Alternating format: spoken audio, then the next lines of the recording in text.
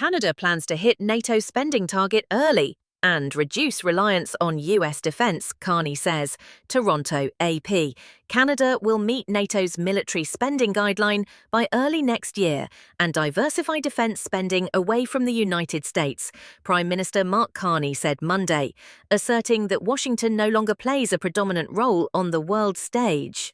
The announcement means Canada will achieve NATO's spending target of 2% of gross domestic product 5 years earlier than previously planned. Our military infrastructure and equipment have aged, hindering our military preparedness, Carney said. Only one of our 4 submarines is seaworthy. Less than half of our maritime fleet and land vehicles are operational. More broadly, we are too reliant on the United States. According to NATO figures, Canada was estimated to be spending 1.45% of GDP on its military budget, below the 2% target that NATO countries have set for themselves. Canada previously said it was on track to meet NATO's target by the end of the decade.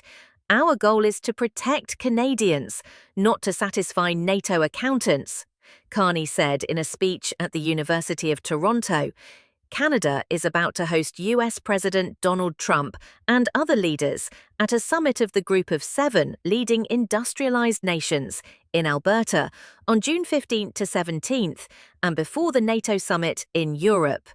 NATO allies are poised to increase the commitment well beyond the 2% target.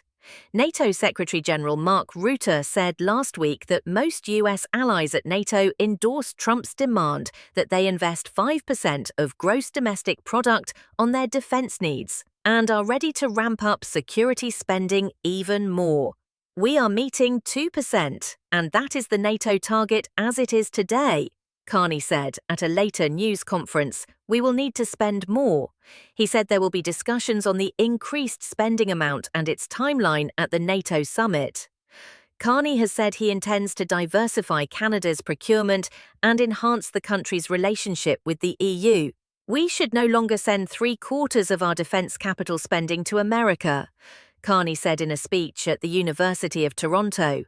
We will invest in new submarines, aircraft, ships, armed vehicles and artillery, as well as new radar, drones and sensors to monitor the seafloor and the Arctic. Canada has been in discussions with the European Union to join an EU drive to break its security dependency on the United States, with a focus on buying more defense equipment, including fighter jets in Europe. Carney's government is reviewing the purchase of US F-35 fighter jets to see if there are other options. We stood shoulder to shoulder with the Americans throughout the Cold War and in the decades that followed, as the United States played a predominant role on the world stage. Today, that predominance is a thing of the past, Carney said in French. One of Canada's officials became the global hegemon, noting that its strong gravitational pull became virtually irresistible and made the US our closest ally and dominant trading partner.